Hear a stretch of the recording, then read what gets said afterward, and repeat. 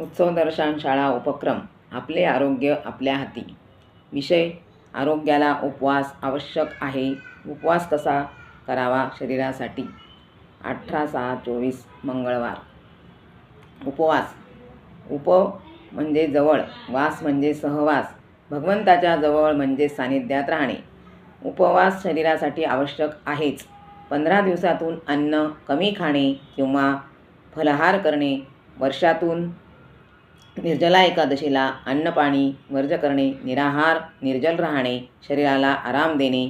पचनसंस्था व्यवस्थित राहते यासाठी करतात.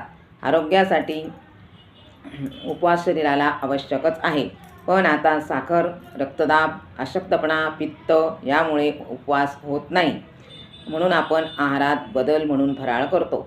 भगवंत स्मरण, हरिपाठ, पठण, श्रवण भक्ती, गीतापारायण, विष्णू सहस्त्रनाम पठण, श्रवण, कथा कीर्तन श्रवण, भजन पूजन करतात. यामुळे ही मनाला प्रसन्नता येते. उपवासाच्या दिवशी हे सारे अवश्य केले जाते. सौ शैलजा प्रभाकर कोतकर, नाशिक. धन्यवाद.